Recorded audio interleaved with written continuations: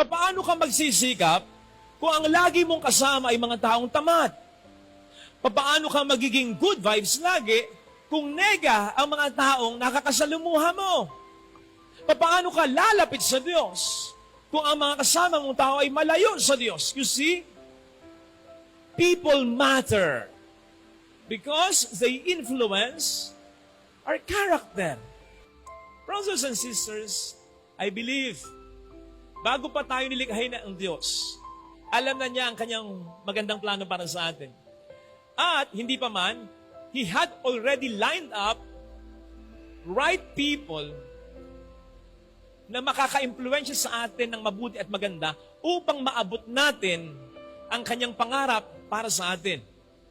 Now, we could not be with these right people if we will get stuck with wrong people.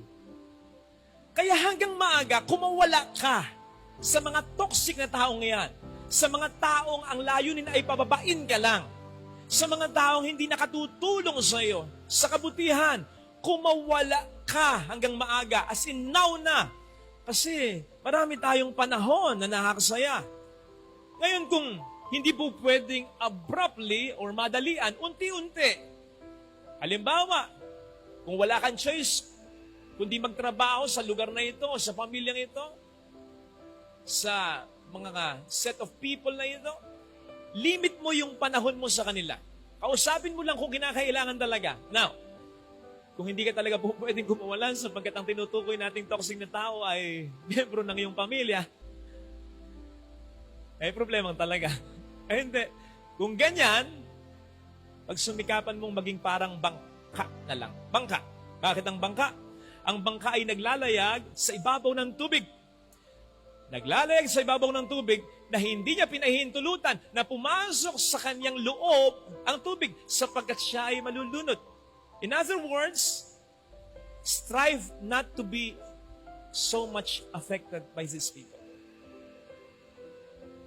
O kung naapektuhan ka man, kung hindi ka maging bangka, be like a tree.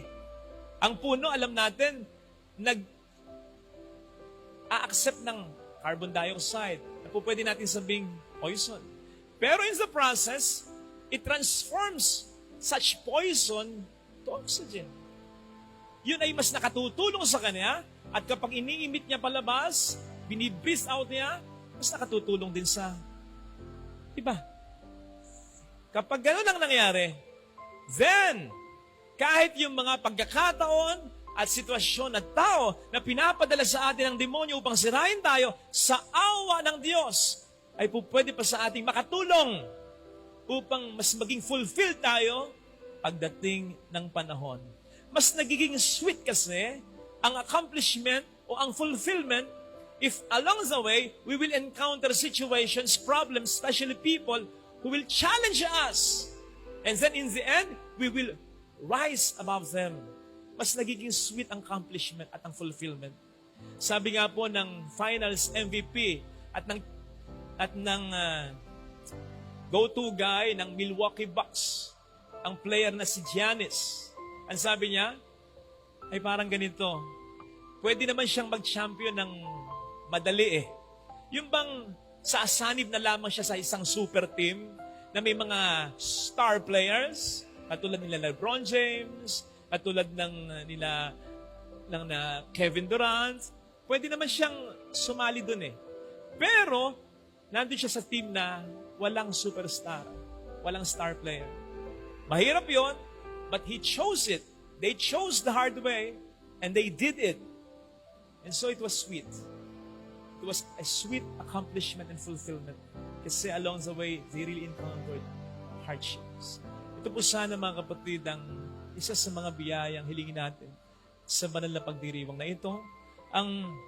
Kung po pwede, mapili talaga natin ang mga tao na gagalaw sa buhay natin. Kung hindi man, ay matulungan tayo ng Panginoon na kahit yung mga negative vibes na ibibigay ng mga taong ito sa atin, ay ma-transform natin into an energy, positive energy, para mas maging matyaga tayo, mas maging mapagmahal tayo, mas maging maunawain tayo, mas tumibay ang pananampalataya natin sa Diyos, at mas maging humble tayo.